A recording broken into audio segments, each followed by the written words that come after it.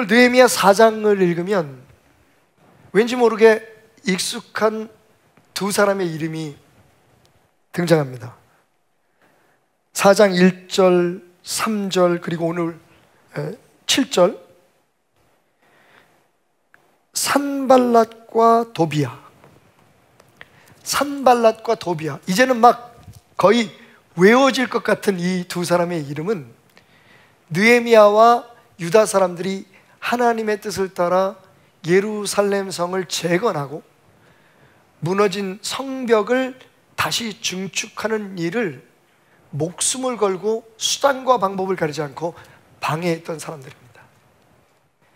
느헤미야가 성을 증축하기 전에 직접 답사를 가죠, 예루살렘 성에.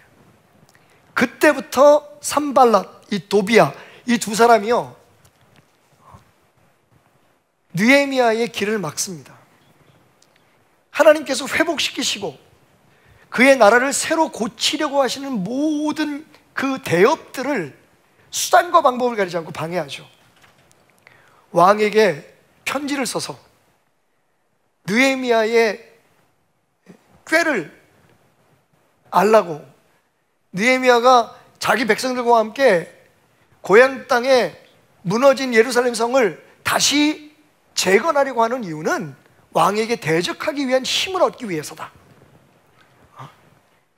고발을 하죠. 거짓으로 이간을 시킵니다. 뿐만 아니라 그렇게도 안 되니까 이제는 느헤미야와 유다 백성들을 조롱하고 그들을 겁주기 시작하죠.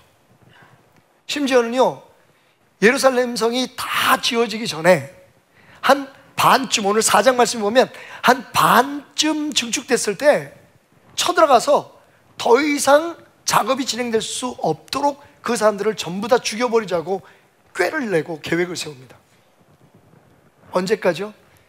예루살렘 성의 마지막 문을 닫는 순간까지 이 산발랏, 도비야, 이 두 대적들, 악한 자들의 방해가 지속되죠. 끝날 때까지 말입니다. 우리의 인생도 마찬가지입니다, 여러분. 말씀드린 것처럼 우리가 사탄의 공격의 목적을 모르는 게 아니에요. 오늘 말씀 첫 절에, 우리가 읽었던 본문 말씀 첫 절에 보면 그들이, 우리의 대적들이 우리가 그들의 꾀를, 의도를 알고 있었다라는 것을 알게 되었을 때라고 얘기합니다.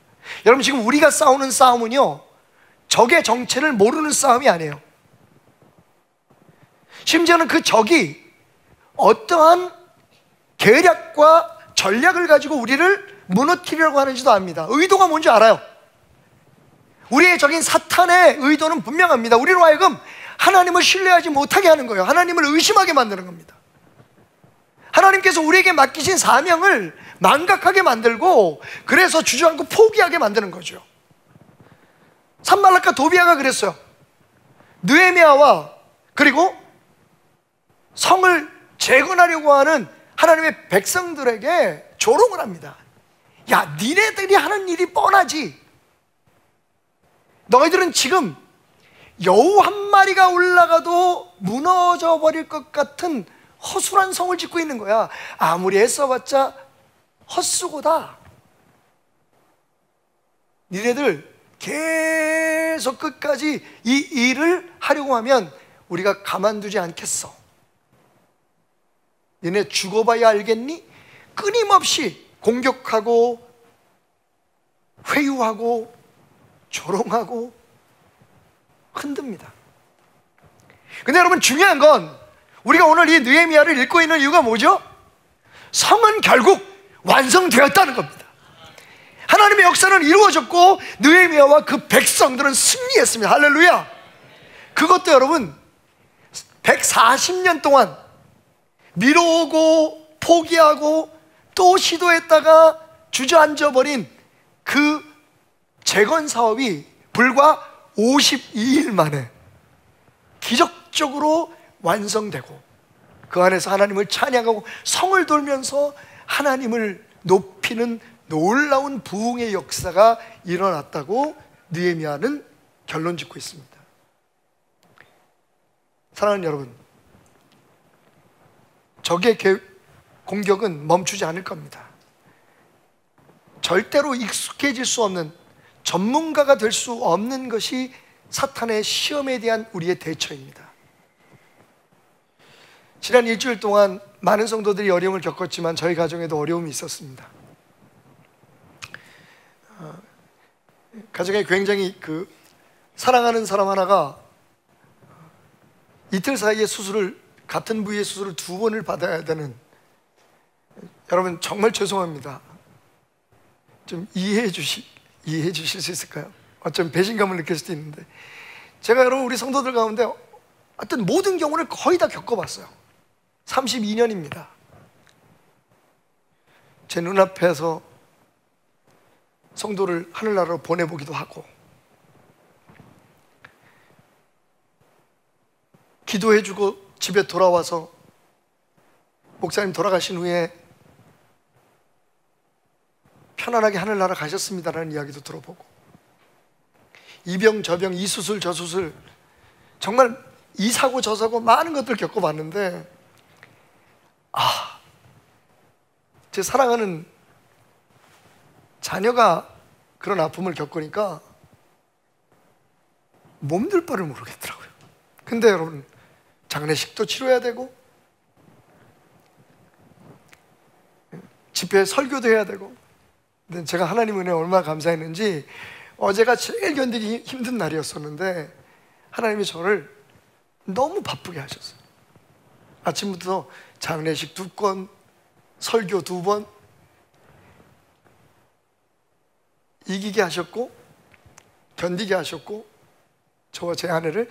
그리고 오늘 아침에 정말 모든 일이 다 은혜롭게 잘, 이제 더 이상 수술을 안 해도 되는 상황이 되었다라는 이야기를 듣기까지,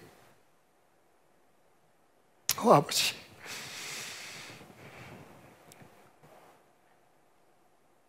정말 익숙해지지 않는 게 고난과 역경을 대하는 우리의 자세예요. 그런데 사실은 그 고난과 역경보다도 그것을 통해서 내 마음이 흔들리고 주저앉게 된다는 거죠. 성도들에게는 담대하라고, 하나님이 함께 하신다고 말하면서도 저는 또 아파하고 힘들어하고 흔들릴 수밖에 없었습니다. 근데 여러분, 중요한 건 결국 우리는 이겨낸다는 겁니다. 승리가 보장되어 있다는 거죠. 여러분, 왠지 아십니까? 오늘 느헤미야의 말처럼 하나님께서 우리를 위해서 싸우시기 때문입니다. 승리의 확신을 가지십시오. 하나님이 당신을 위해 지금 싸우고 계십니다. 오늘 20절 말씀을 주목하시기 바랍니다. 너희는 어디서든지 나팔 소리를 듣거든 그리로 모여서 우리에게로 나오라. 우리 하나님이 우리를 위하여 싸우시리라 하였느니라. 아멘. 하나님은 알고 계십니다. 그게 우리라는 걸, 우리의 힘으로는 이길 수 없는 싸움이라는 걸. 그리고 우리는 이미 알고 있는 적이고 그의 의도도 알고 있지만, 사탄의 꾀와 덫을 이미 우리가 알고 있지만, 우리의 약함이 어쩔 수 없이 그 앞에서 흔들리고 걸려 넘어질 수밖에 없는 존재라는 것은 하나님이 아시기 때문에 하나님께서 싸우는 우리를 그냥 두지 않으시겠다는 겁니다. 너희가 정말 내 뜻대로 내가 너희에게 준 그 사명을 위해 싸우고 너희가 그 사명을 위해 버텨낸다면 내가 너희를 대신하여 싸우리라. 너희를 위하여 싸우리라. 승리를 너희에게 보장하리라. 여러분, 하나님은 어떻게 역사하셨습니까? 오늘 우리가 읽었던 본문의 첫 절을 다시 한번 읽겠습니다. 우리의 대적이 우리가 그들의 의도를 눈치챘음을 들으니라. 하나님이 그들의 꾀를 패하셨으므로. 아멘. 여러분, 하나님은요 단순히 성이 완성될 때까지 그 성을 완성시키는 일을 도우신 것이 아닙니다. 그 성이 완성되는 것을 방해하고 그 성이 완성되는 것에 걸림돌이 되는 악한 사탄의 괴계 산발락과 도비야를 통해서 방해하려는 그 모든 계획까지도 막으셨다고 말씀하십니다. 여러분, 지금 우리는 이길 수밖에 없는 싸움을 싸우고 있습니다. 지금은 당장 힘들고 지치고 어려울지라도, 그래서 때로는 그냥 주저앉고 싶고 포기하고 싶을지라도 이미 하나님이 우리를 위해서 싸우시니 이겨놓은 싸움을 싸우고 있다는 것을 기억하시기 바랍니다. 다윗은 골리앗 앞에서 이렇게 외칩니다. 너는 칼과 창으로 내게 오지만 나는 너에게 전능하신 하나님의 이름으로 달려간다. 전쟁은 하나님께 속해 있다. 아멘. 지금 우리가 싸우는 싸움은 우리 아버지 하나님, 우리의 창조주 되신 아버지에게 속해 있는 싸움인 것을 믿으시기 바랍니다. 하나님은 우리가 그냥 홀로 싸우는 것을 원치 않으십니다. 그렇게 싸우게 내버려 두지 않으십니다. 하나님이 우리를 위해서 싸우시리니, 하나님이 당신을 위해서 싸우십니다. 하나님이 나를 위해 싸우시리니 우리는 이길 수밖에 없다. 할렐루야. 자, 그렇다면 하나님이 우리를 위해서 싸우시고 하나님이 우리를 위해서 적들의 꾀와 의도를 막아주시면 우리는 아무것도 하지 않아도 될까요? 하나님이 일하시는데 우리가 뭘 보탤 게 있겠습니까? 제가 항상 하는 말이잖아요. 하나님의 영광에 우리는 보탤 것이 아무것도 없다. 그렇다면 느헤미야의 말처럼 하나님이 결국은 이 성을 완성케 하실 것이다. 하나님께서 하시니까 우리는 가만히 손을 놓고 있자. 느헤미야는 그렇게 말하지 않습니다.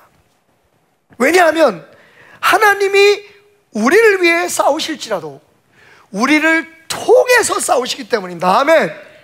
하나님은요, 싸우시는데 우리를 통해서 싸우시길 원해요. 승리를 취하시는데 저와 여러분들의 싸움을 통해서 승리케 하십니다. 다시 말하면 우리가 하나님의 병기요, 우리가 하나님의 승리의 전략이라는 겁니다. 우리가 하나님의 방법인 거예요. 이 땅에 하나님께서 능력을 베푸시고 역사를 일으키시는 데에 방법이 뭐냐? 다른 그 무엇도 아닌 하나님의 뜻대로 하나님이 주신 사명을 감당하고자 하는 느헤미야와 이스라엘 백성 같은 이 시대의 느헤미야인 저와 여러분들을 통해서 하나님은 그 싸움에 승리를 쟁취하시려고 하신다는 것을 기억하시기 바랍니다. 그러면 우리가 해야 될 것은 무엇일까요? 하나님이 우리를 사용할 수 있도록, 하나님이 우리를 통해서 싸워서 승리할 수 있도록 우리가 준비되어야겠죠. 이것을 저는 필승 전략이라고 말합니다. 하나님께서 우리에게 주실 승리를 쟁취하는 필승 전략, 세 가지를 기억하시기 바랍니다. 첫째는요, 우리가 하나님께서 이기게 하시는 싸움, 지금 하나님께서 우리를 통해서 싸우는 싸움에서 승리하기 위해서 우리의 삶의 모든 영역이 배틀필드, 전장이라는 걸, 전쟁터라는 것을 인지하는 겁니다. 여러분, 여기 한 군대가 있습니다. 군인들은요, 그 부대 안에서 싸우지 않습니다. 군인들은요, 그들이 묶는 막사와 훈련하는 연병장에서 싸우지 않습니다. 거기서 훈련을 해서 그 부대 밖에 적들과 대치하는 전장에서, 전쟁터에서, 배틀필드에서 싸움을 합니다. 여러분, 우리의 배틀필드는 어딜까요? 하나님의 사람들이 싸워야 될 영적 전쟁, 하나님께서 우리를 통해서 싸우시는 그 현장은 어디일까요? 교회입니까? 물론 교회일 수도 있습니다. 교회에서도 우리는 우리를 이기고 사탄의 괴계를 물리치고 교회 안에 스며들어온, 몰래 숨어들어온 세상의 적들과 맞서 싸워야 합니다. 이단과도 싸워야 하고. 하지만 여러분, 오늘 느헤미야서에서 우리가 배우는 것은요, 진짜 우리의 치열한 전쟁은 우리의 신앙생활의 현장이 아니라 바로 우리의 일터, 우리의 가정, 이 공동체 밖에서 일어나고 있다는 것입니다. 17절과 18절을 주목하십시오. 성을 건축하는 자와 짐을 나르는 자는 다 각각 한 손으로 일을 하며 한 손에는 병기를 잡았는데 건축하는 자는 각각 허리에 칼을 차고 건축하며 나팔 부는 자는 내 곁에 섰느니라. 여러분, 느헤미야가 분명히 자기 입으로 선포했어요. 하나님이 싸우신다. 그러면서 느헤미야는요, 백성들에게 뭐라고 말합니까? 자, 한 손에는 망치를 들고 한 손에는 칼과 창을 들어라. 여러분, 일터에서 사탄과 맞서 싸워야 한다는 겁니다. 삶의 현장에서 우리를 기다리고 있는, 우리를 공격하려고 하는 적들과 맞서야 하는 것을 느헤미야는 그 백성들에게 말하고 있습니다. 여러분, 한 손으로는 일을 하고 한 손으로 병기를 든다. 사실 이건 합리적이지 않은 표현입니다. 그죠? 어떻게 한 손에 칼을 들고 한 손으로 짐을 나르겠습니까? 얼마나 효율이 떨어지겠어요? 사실 이 말씀은 조금의 이해가 필요합니다. 해석이 필요합니다. 이 말은 뭡니까? 일하면서도 항상 적들의 공격에 대해서 대비하라는 얘기겠죠. 그러니까 여기에 손에 칼을 들었다, 창을 들었다, 활을 들었다라고 하는 얘기는 몸에 무기를 지녔다는 얘기예요. 언제든지 우리의 삶의 현장이 싸움터가 될 수 있다는 걸, 우리의 싸움터가 곧 삶의 현장이라는 걸, 여러분, 그리스도인으로서 하나님의 사람으로서 살아갈 때 싸우게 되는 영적 전투에 대한 이야기입니다. 그냥 세상 사람들도 얘기해요. 일터가 전쟁터다. 여러분, 그런 얘기 아닙니다. 우리가 하나님의 사람으로서 하나님께서 우리 각자에게 맡기신 그 사명, 우리 자신을 회복하고 하나님 앞에 바로 서서 우리의 가정과 이 나라와 교회를 회복시키는 일에 쓰임받기 위해서, 지금 우리가 하고 있는 이 거룩한 일에 승리하기 위해서 우리는, 여러분, 교회 안에서가 아니라, 우리 공동체 안에서가 아니라, 우리들의 모임 안에서가 아니라 오히려 우리가 흩어져서 살아가는 삶의 현장에서, 일터에서 경각심을 가지고 그곳에 사탄의 공격이 더 치열하게 우리에게 다가올 수 있다는 것을 기억하라는 얘기입니다. 안타까운 건 우리의 삶의 현장을 영적 전쟁터로 인식하고 인지하는 성도들이 그렇게 많지 않다는 겁니다. 교회 와서 열심히 예배하고 교회 와서 열심히 찬양하고 하나님에 대해서 배우는데 그게 삶의 현장에서 적용되지 않는다면 우리는 모두 자기 막사에, 연명장에, 부대 안에 무기고에 무기를 놓고 전쟁에 나가는 사람과 다를 바가 없을 겁니다. 오늘 느헤미야는 말합니다. 너희가 하나님께서 맡기신 그 성벽을 재건하고 예루살렘을 회복하는 일에 최선을 다해라. 그러나 잊지 말아라. 그곳에 적들이 도사리고 있고 그곳에 적들의 공격이 언제든지 무시로 일어날 수 있음을, 여러분, 여러분의 일터에서 깨어있는 여러분이 되시기 바랍니다. 무장을 풀지 마십시오.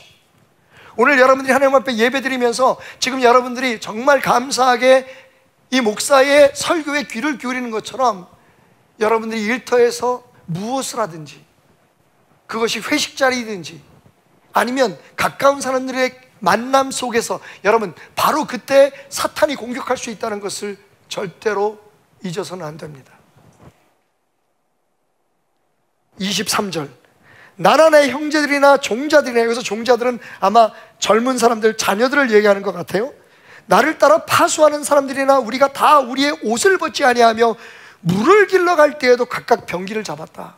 여러분, 잠잘 때도 옷을 안 벗었다 그래요. 여기서 옷은 그냥 옷이 아닙니다. 그냥 옷을 껴입고 잤다는 게 아니라 추워서 갑옷을, 전쟁 준비를, 언제든지 나팔 소리가 나면 언제든지 적들이 오면 깨어서 싸울 준비를 하고 잤다는 겁니다. 여러분, 휴식 시간에도 사탄은 옵니다. 솔직히 말하면 대부분 우리가 무너지고 하나님의 사람으로서 죄를 짓는 현장이 어디입니까?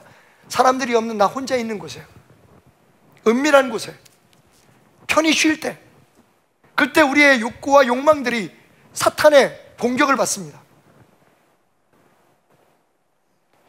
예배드리는 가운데 우리가 그런 죄를 지을 이유가 뭐가 있어요? 하지만 혼자 있을 때, 아무도 보지 않을 때, 우리의 몸과 마음이 피곤해질 때, 여러분 그때를 조심하셔야 됩니다. 그래서 느헤미야는 잠잘 때도 옷을 안 벗었다고 얘기를 해요. 무기를 놓지 않았다는 겁니다. 여러분, 가끔 꿈속에서 무서운 꿈도 꾸시고 힘든 꿈도 꾸시고, 물론 꿈은 여러 가지로 해석될 수 있어요. 정신분석학자들은, 의사들은 그 꿈은 우리의 삶의 무의식의 활동이다, 그런 기억들이. 근데 여러분, 꿈을 통해서 사탄은 우리를 굉장히 혼란하게 만듭니다. 특별히 아마 경험하셨을 거예요. 여러분의 삶에 어려운 일들이 있을 때, 생각하지 못했던 해결해야 될 어려운 문제들이 있을 때 꿈자리가 사납잖아요. 여러분 그게 우리의 정신이 공격을 받고 있다는 겁니다.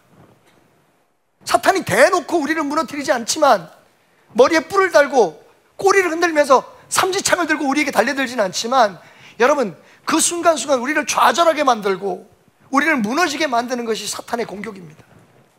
여기 또 주목해야 될 것은, 물을 길러 갈 때도 손에서 칼을 놓지 않았다, 허리에 칼을 차고 갔다고 얘기합니다.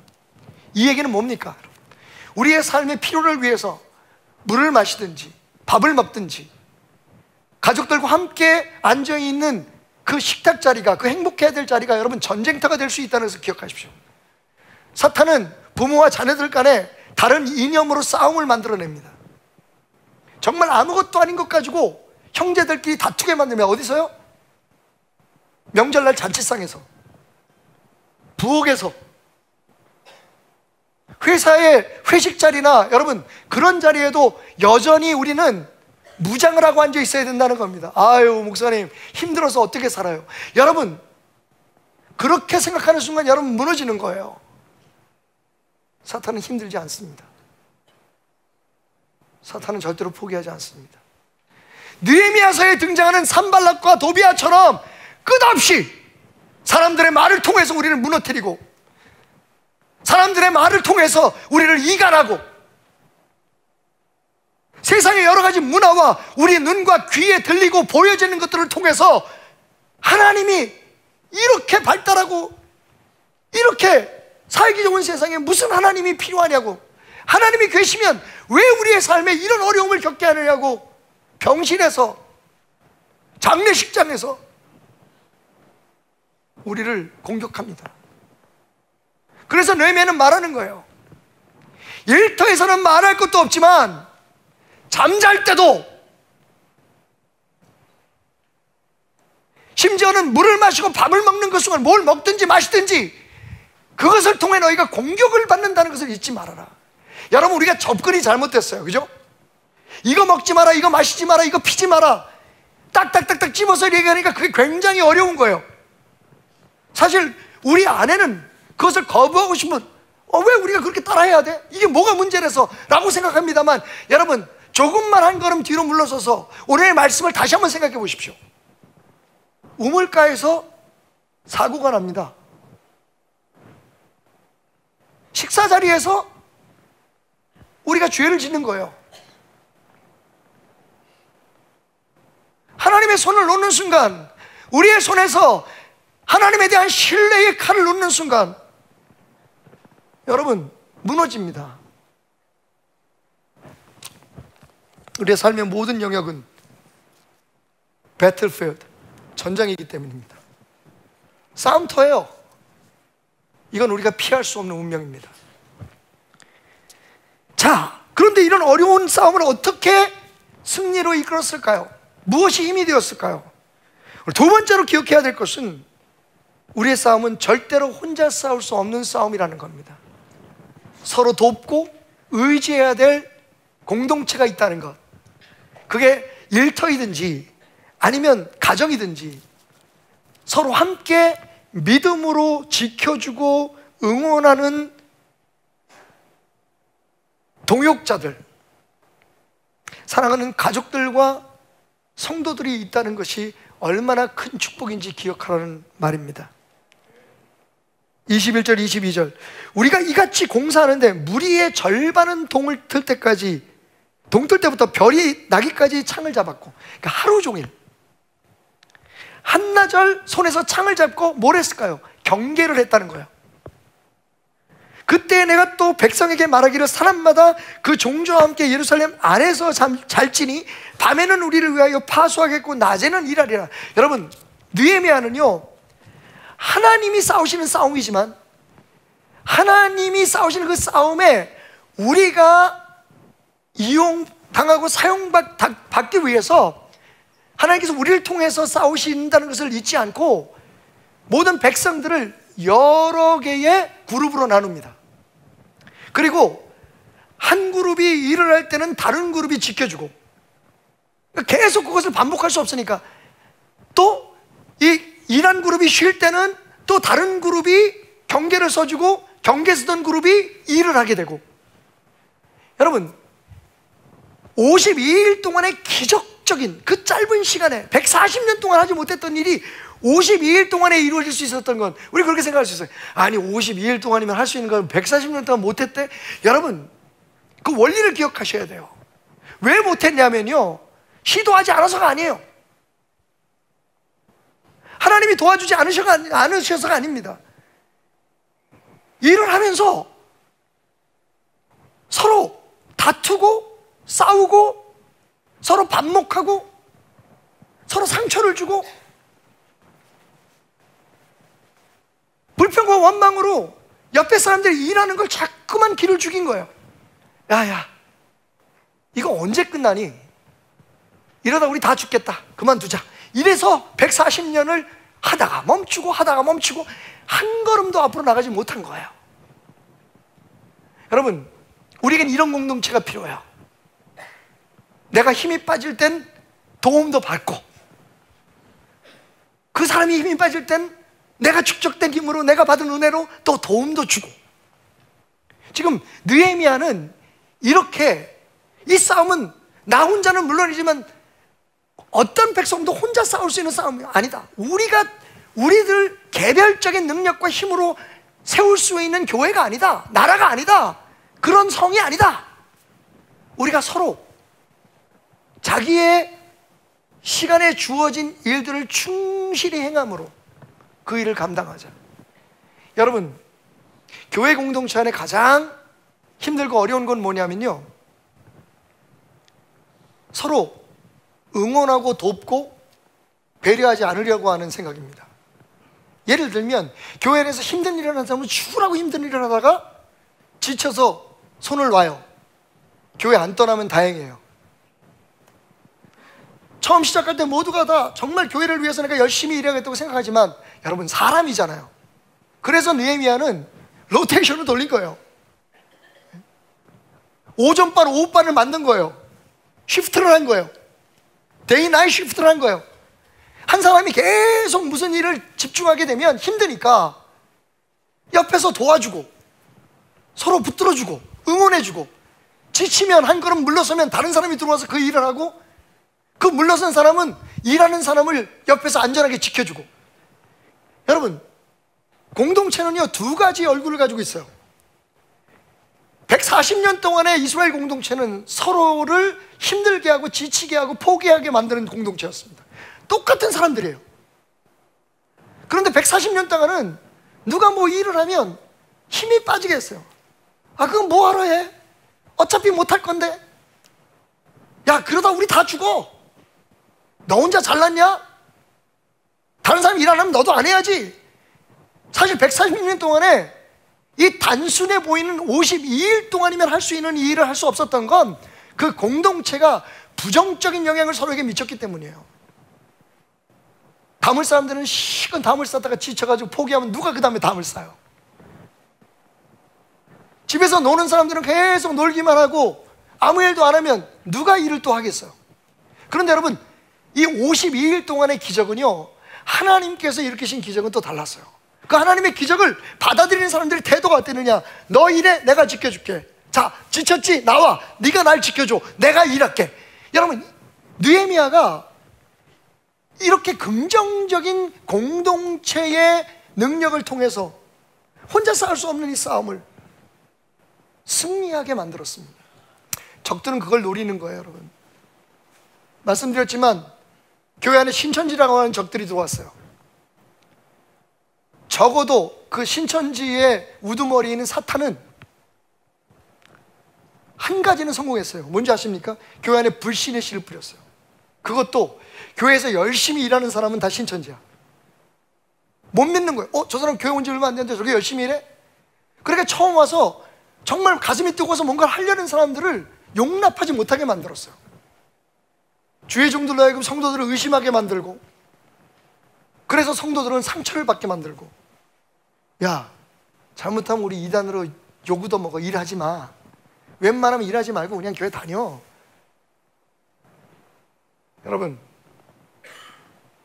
이 싸움에 승리하기 위해서 우리는 느헤미야의 그 스쿼드를, 느헤미야의 일꾼들과 그 국민들의 태도를 배워야 합니다. 이게 교회의 역할이에요.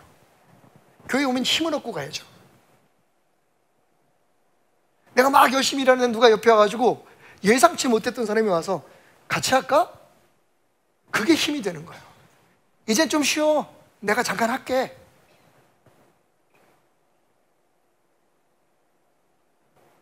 일터에서도 마찬가지입니다, 여러분.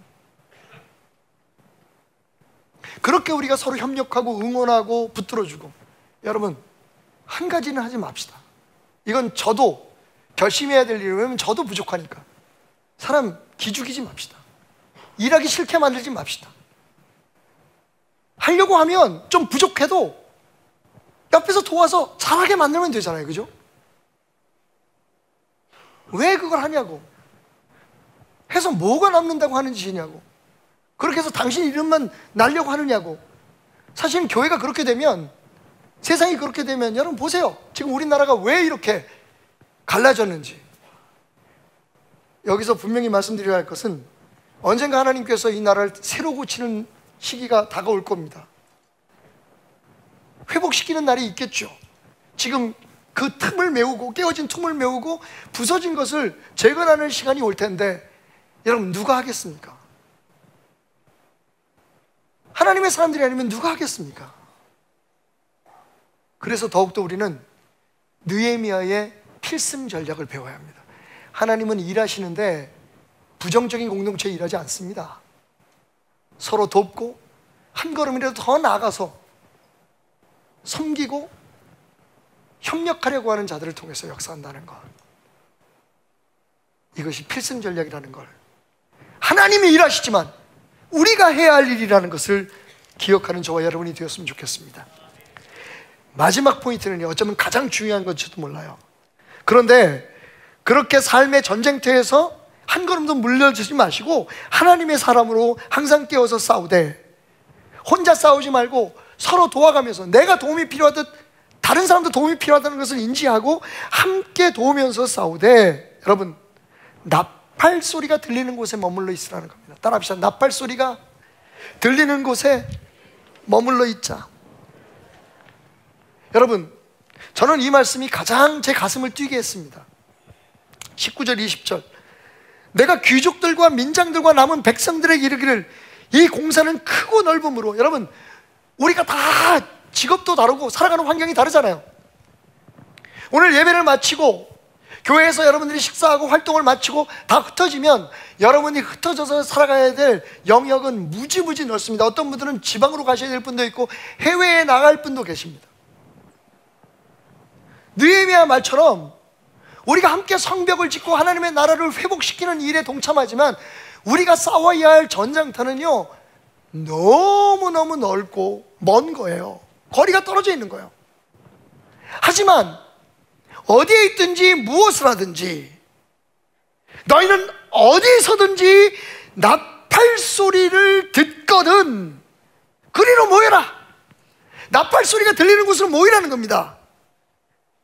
그러면 어떻게 한다고요? 우리 하나님이 우리를 위하여 싸우시리라. 아멘. 나팔 소리가 들리는 곳에 있으라는 겁니다. 거리가 문제가 아니에요, 여러분. 이건 마음의 문제입니다. 이번에 월요일부터 있었던 그 엘림 공동체 비전 트립에 제가 작년에 2번 갔었던 영월에 있는 그 교회 연합, 그리고 작년에 1번 갔었던 용인에 있는 작은 교회들의 연합, 그 학생들이 다 모여서 한 50여 명이 모였어요. 원래 계획은 한 30명 했는데 다 여기저기서 이렇게 오고 싶다고 전도와 온 친구들이 있어서 한 50몇 명이 와서 우리 교회에서 3박 4일 동안을 머물고 갔습니다. 정말 은혜로운 시간이었는데 영월에서 이제 목사님이 우리 교회에서 모임을 가는다고 하니까 직접 아이들 데리고 오셨어요. 그러면서 목사님 이건 너무 멀어서 뭐 자주 못 오겠어요. 그래서 제가 그랬어요. 이 동상, 거리가 문제가 아니고 마음이 문제일세. 그러면서 제가 되받아 쳤어요. 내가 작년에 영월 몇 번에 갔어? 그랬더니 목사님 한 4번 오셨나요? 자네 여기 몇 번 왔어? 1번이요. 이 까불고 있어. 나는 미쳤다고 거기 가냐? 왜 가요? 마음이 가잖아요. 여러분, 우리가 어디에 있든지 하나님과의 거리는 우리의 마음의 문제입니다. 아무리 바쁘고 아무리 세상 일에 빠져, 그때가 바로 사탄이 틈을 타고 들어오는 거잖아요. 우리가 무장이 해제된 걸 알고 이런 방법으로 저런 방법으로 우리를 넘어지게 하잖아요. 항상 우리의 귀와 마음은, 적어도 영적인 귀와 우리의 마음은 하나님의 나팔 소리가 들리는 그곳에 머물러 있어야 된다는 거예요. 왜? 하나님이 우리를 그냥 두지 않으시니까. 적들이 공격하는 거야. 야 테라마, 네 마음에 지금 그 불안은 사탄이 주는 거야. 제가 이틀 사이에 그렇게 하나님과 몸부림쳐서 울었어요. 너무 마음이 불안하고 힘드는데, 이러면 안 되는데 성령님이 계속 끊임없이 말씀하셨어요. 자다 일어나서 아내하고 기도를 하고, 잠을 자는 둥 마는 둥 하다가 또 일어나서 기도하고. 여러분, 승리하기 위해선 우리의 힘만으로는 안 된다는 걸 압니다.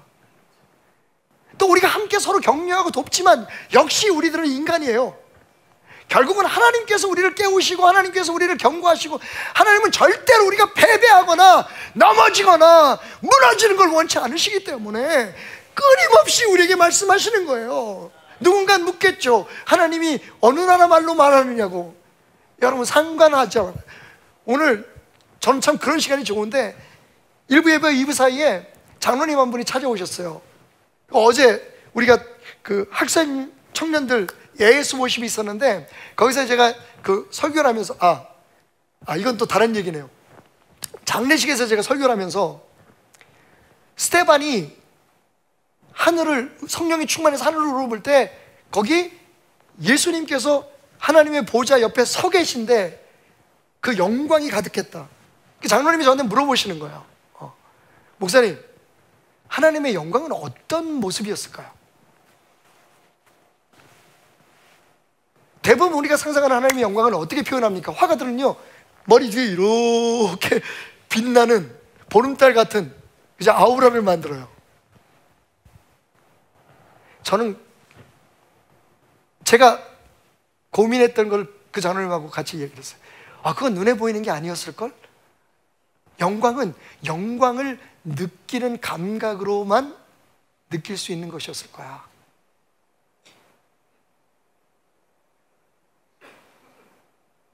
여러분, 하나님이 어떻게 우리에게 경고하시고 나팔을 부실까요? 하나님의 나팔 소리는 어떤 소리일까요? 뿔나팔일까요? 쇠나팔일까요?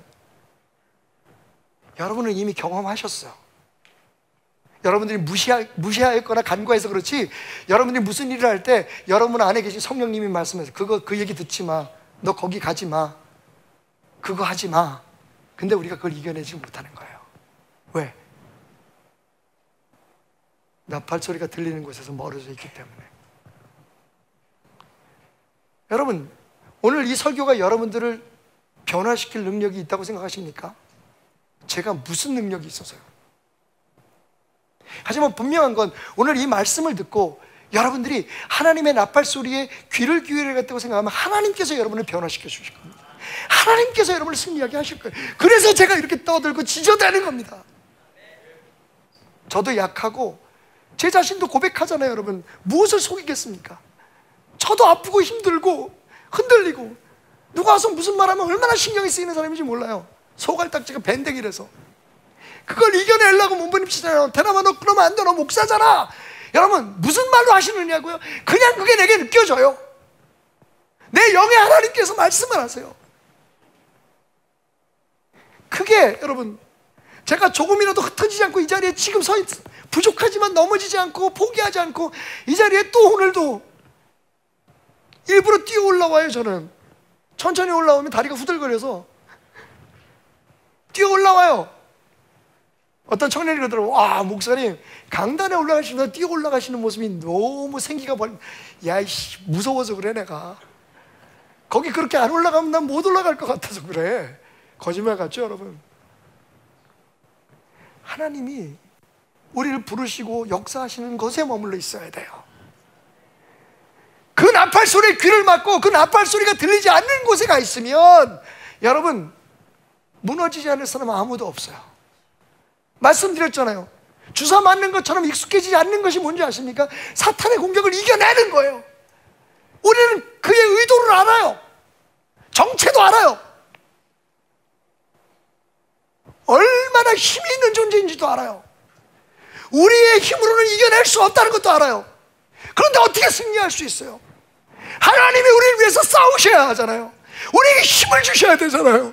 우리를 붙들어 주셔야 되잖아요. 어떻게 해요? 그분의 나팔 소리에 귀를 기울이게 하심으로 우리가 위기에 처할 때 벼랑 끝에 서 있는 자녀에게, 물가를 거니는 어린 아이에게 거기 가지 마, 돌아서 주차장에서 달려오는 자동차를 피하라고, 조심해! 라고 외치는 것처럼 하나님의 나팔 소리가 들려올 때, 교회 안에서 이렇게 선명하게 들리는 나팔 소리가 저 세상에서는 아주 멀리 들릴 테니까 그래도 그 나팔 소리가 머무는 곳에, 들리는 곳에 머무시란 말이에요. 그러면 우리를 통해서 역사하신 하나님이 승리케 하실 겁니다. 자, 다른 말로 말하면 참 익숙해지지 않는 것이 우리가 겪는 고난과 역경이지만, 시험이지만, 또 다른 말로 말하면 우리는 여기까지 싸워서 이겨왔습니다. 그 또한 신박한 일 아닙니까, 여러분? 여러분, 기억하십시오. 영적 전쟁에는 전후방이 없습니다. 가장 편안하고 가장 안심되는 곳이 가장 무서운 전장터라는 걸 기억하십시오. 우리가 서로를 지켜야 합니다. 서로에게 힘이 되어 주십시오. 그리고 무엇보다도 어디에 있든지, 교회에서 얼마나 멀리 떨어져 있고 서로 얼마나 간격을 두고 멀어져 있든지, 출장을 가든지 어딜 가든지, 하나님의 나팔 소리는 여러분의 귀에, 여러분의 가슴에 항상 들려올 수 있는 곳에 머물러 계십시오. 이렇게 느헤미야를 공부하면서 한 가지 깨닫게 된 사실이 있었습니다. 우리는 지금 정말 모든 일들을 효율적으로 하기 위해서 세상처럼 교회도 조직적이고, 그리고 뭐 성도들에게 필요한 여러 가지 많은 성경 공부 프로그램들, 이런 것들이 많아야 된다고 생각했어요. 왜? 우리의 목적이 교회를 더 부흥시키고 더 많은 사람들이 편안하고 즐겁게 다닐 수 있는 교회를 만들어야 하니까. 근데 여러분, 저는요, 그게 오히려 우리의 영적인 시선을 흐리게 하는 일일 수 있다는 것을 생각했습니다. 하영조 목사님이 암투병을 하시다가 잠깐 기도를 하기 위해서 하와이에 있는 코나에 있는 예수전도단 캠프를 가셨죠. 거기서 이분이 깨달은 게 있습니다. 하나님이 음성으로 말씀하셨다는 거야. 네가 한국교회를 망쳐놨다고. 우리는 오카는 목사님, 화영주 목사님 같은 분들이 한국교회를 진짜 잘 다듬고 만들었다고 생각했어요. 부흥하게 했고, 스타 목사님들이. 근데 무엇이 문제였냐면, 너희들이 가르쳤던 그 성경 공부와 1:1 제자 훈련, 그리고 수없이 많은 프로그램들이 성도들로 하여금 매일매일 들려오는 내 나팔 소리에 귀를 기울이게 하는 게 아니라, 내 인도함을 구하는 게 아니라 자신들의 지식과 자신들이 배운 것과 세미나에서 들은 방법대로 살게 만들었기 때문이라. 그때 목사님이 처음 주의 종이 될 때 받았던 성령의 불같은 체험을 합니다. 그리고 오셔서 흔들리는 무릎으로 이렇게 말씀하셨죠. 우리에게 필요한 건 성령입니다. 지금 아무리 많이 배우고 아무리 목사 장로라고 해도 아무리 오랜 세월 교회를 다녀도 지금 이 순간에 역사하시는 성령님의 도움 아니고 우리는 다 무너질 수밖에 없습니다. 나팔 소리가 들리는 곳에 있어야 돼요. 역대하 16장 9절은 이렇게 말합니다. 여호와의 눈은 온 땅을 두루 감찰하사 전심으로 자기에게 향하는 자들을 위하여 능력을 베푸시나니. 여러분, 우리가 하나님의 방법입니다. 하나님은 시스템이나 조직이나 혹은 프로그램을 통해서 역사하시는 게 아니라 바로 한 사람, 하나님을 전심으로 찾는 사람, 하나님의 나팔 소리에 귀를 기울이는 사람을 통해 역사하십니다. 이 시대의 느헤미야, 당신일 수 있습니다. 아니, 당신입니다. 140년 날수로 계산해 보니까 51,100일이에요. 윤달 다 이렇게 정리하고 4,4,5,1 하면 51,100일 정도 돼요. 여러분, 51,100일 동안 못했던 일을 52일 동안 했습니다. 뭐가 차이가 있었을까요? 그때 하나님은 지금 하나님이 아니셨습니까? 그때 하나님의 뜻은 지금 하나님의 뜻이 아니에요. 하나님은 언제든지 이스라엘이 회복되기를 원하시는 분이에요. 우리 나라가 회복되고 우리 교회가 회복되고 우리의 가정이 회복되고 우리 자신이 회복되기를 원하시는 분이에요. 근데 왜 140년 동안 그게 안 됐을까요? 뭐가 달라진 걸까요? 여러분, 하나님의 뜻이 달라진 게 아닙니다. 사람이 달라진 겁니다. 그때는 느헤미야가 없었고 지금은 느헤미야가 있었습니다. 하나님은 지금 당신을 부르십니다. 삶의 현장에서 흔들리지 않고 그 깨어진 틈을 메꾸고 부서진 성을 쌓아가며 하나님의 사람으로 끝까지 버텨내는 당신, 그것이 나의 사명인 것을 알고 오늘도 부끄럽지 않게 하나님을 향할 수 있는 당신,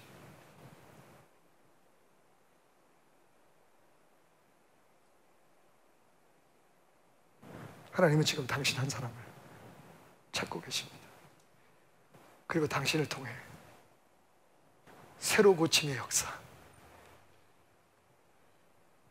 이 세상을 회복시키시기를 원하십니다. 그렇게 나를 부르신 하나님에게는 절대로 후회함이 없으십니다. 지금은 부족하고 연약하지만 오늘 이 말씀을 듣고 깨어나는 순간, 아니 이후에 어떤 순간에 하나님 앞에 내가 바로 서게 되는 순간이 온다면 바로 그 순간을 위해서 하나님은 부족하고 연약한 저와 같은 사람, 바로 당신을 부르신 것이기 때문입니다. 여러분, 깨어나십시오. 당신은 그냥 여기저기 휩쓸리며 살아가야 될 사람이 아닙니다. 누가 하면 시키는 대로 하고 그냥 적당히 그렇게 붙어 살 사람이 아닙니다. 예수 그리스도께서 바로 당신 한 사람을 부르시기 위해 십자가에서 피 흘려 죽었기 때문입니다. 오늘 성신신학을 자랑스럽게 졸업하는 세 분의 졸업생들이요, 바로 당신입니다. 당신이 하나님의 방법입니다. 이곳에 생명샘 솟아나 눈물 곧짝 지나갈 때에 모자라 열매 맺히고 웃음소리 넘쳐나리라. 꽃들도 구름도 바람도 넓은 바다도 찬양하라 찬양하라 예수를. 하늘을 울리며 노래해 너의 영혼아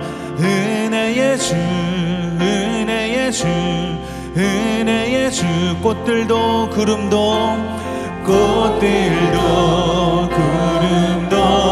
바람도 넓은 바다도 찬양하라 찬양하라 예수를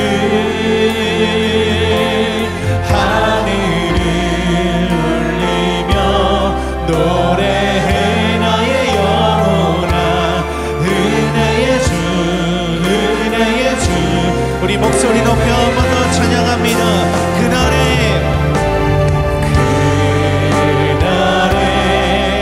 하늘이 열리고 모든 이가 보게 되리라. 마침내 꽃들이 피고 영광의 주가 오시리라. 꽃들도 구름도 바람도 넓은 바다도 찬양하라 찬양하라 예수를 하늘을 울리며 노래해 나의 영혼아 은혜의 주 꽃들도 구름도 바람도 넓은 바다도 찬양하라 찬양하라 예수를 하늘을 울리며 노래해 나의 영혼아 은혜의 주 우리 한 번 더 찬양하며 경배합니다. 꽃들도 구름도 바람도 넓은 바다도 찬양하라 찬양하라 예수를 하늘을 울리며 노래해 나의 영혼아 은혜의 주 우리 마지막으로 한 번 더 고백합니다.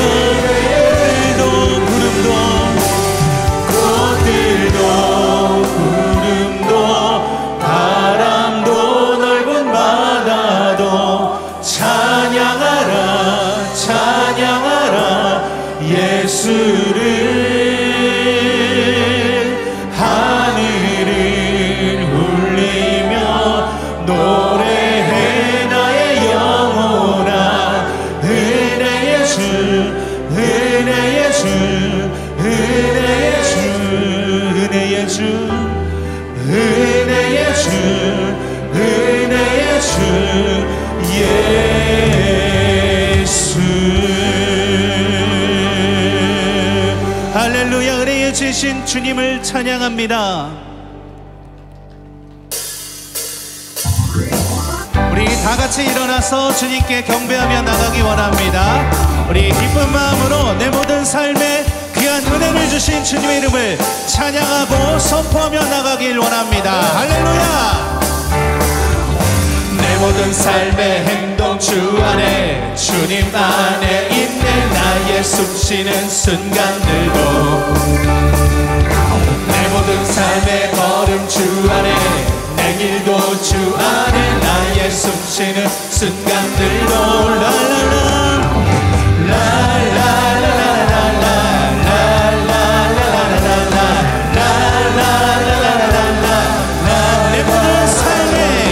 내 모든 삶의 행동 주 안에 주님 안에 있네. 나의 숨쉬는 순간들도 내 모든 삶의 걸음 주 안에 내 길도 주 안에 나의 숨쉬는 순간들도 라라라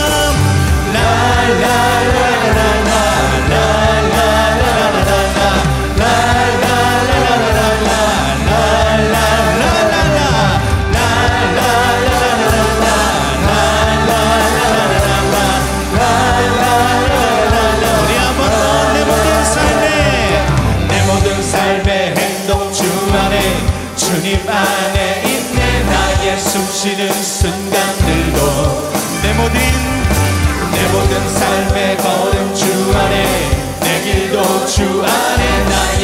주시는 순간들도 라라라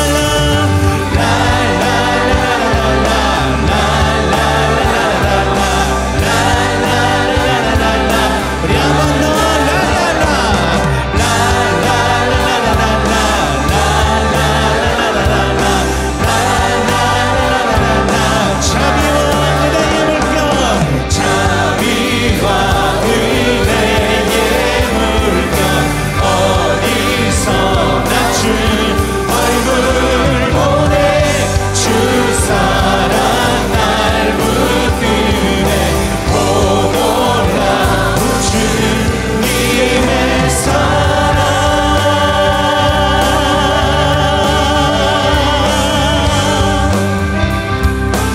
소리로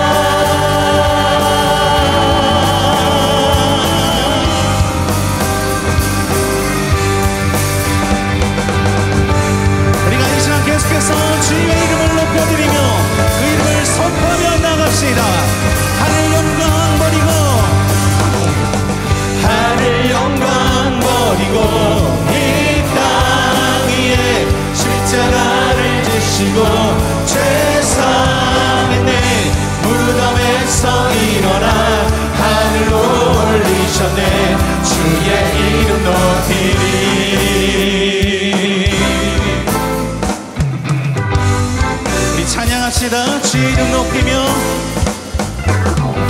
주의 이름 높이며 주를 찬양하나이다. 나를 구하러 오신 주를 기뻐하라. 우리 한 번 더 주의 이름 높이며 주의 이름 높이며 주를 찬양합니다. 주를 찬양하나이다. 나를 구하러 오신 주님을 기뻐합니다. 주를 기뻐하나이다.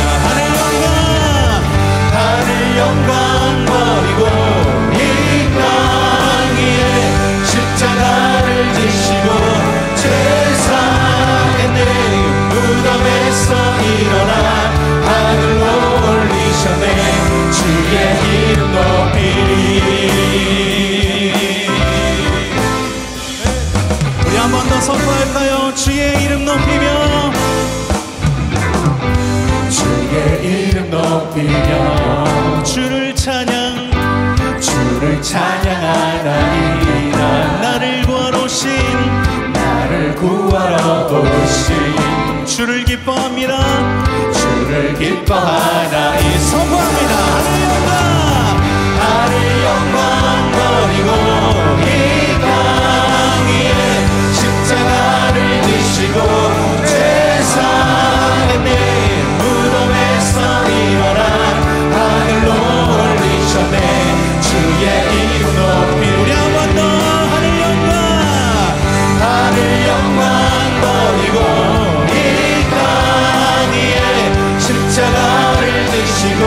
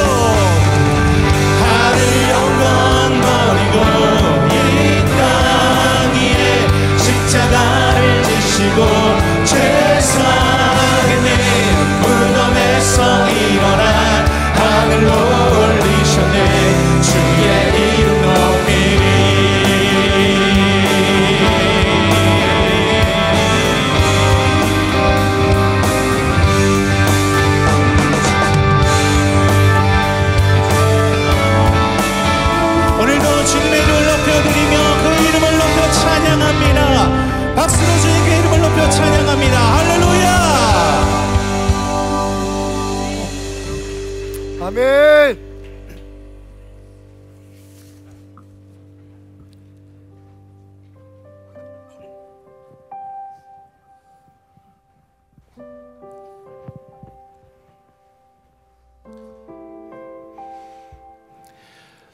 네, 어제 저녁에 교회에서 너무나도 귀한 시간이 있었습니다. 우리 청소년부와 청년 공동체가 함께 연합 찬양 예배를 준비하고 첫 번째 예배를 하나님 앞에 올려드렸는데요.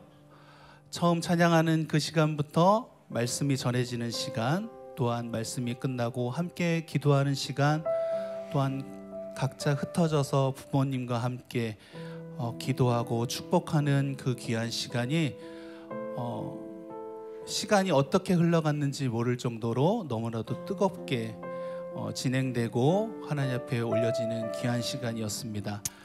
메시지를 통하여서 성령님이 함께 하시고 우리를 고와 같이 버리지 아니하실 때에 귀한 은혜를 주실 것이라는 귀한 믿음을, 확신을 받았습니다.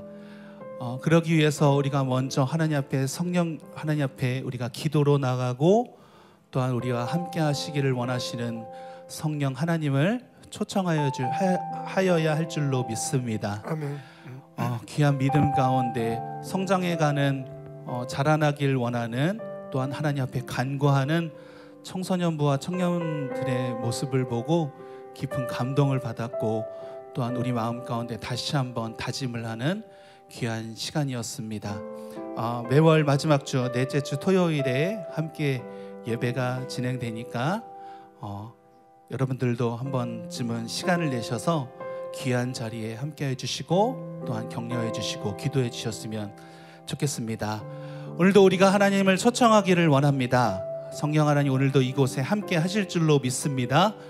우리가 기도함으로 하나님 앞에 성령님을 초청하고 그 기도를 포기하지 않는 귀한 은혜가 있기를 원합니다. 우리가 계속해서 찬양으로 하나님 앞에 영광 올려드릴 텐데 귀한 메시지를 통하여서 하나님 오늘도 함께 하시는 은혜가 있기를 원합니다.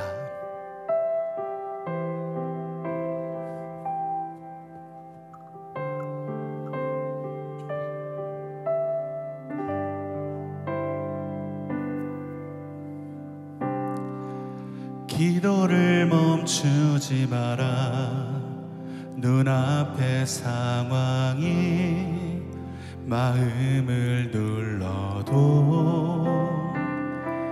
원망치 말라. 너의 입을 지켜라. 저들은 너의 입을 보고 있다.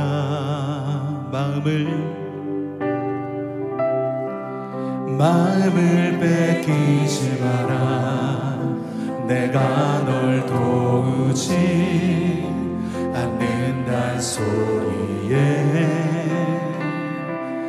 너의 모든 게 불리해도 너는 기도를 계속해라.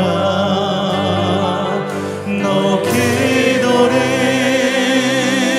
멈추지 마라. 내가 너에게 모든 상황을 바로 역전시키리니 너 기도를 멈추지 마라. 내가 잠시도 쉬지 않고 모든 걸 지켜보고 있으니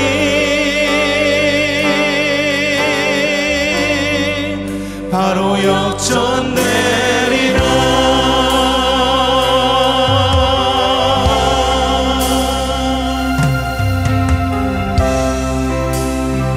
우리 한 번 더 고백하겠습니다. 기도를 멈추지 마라.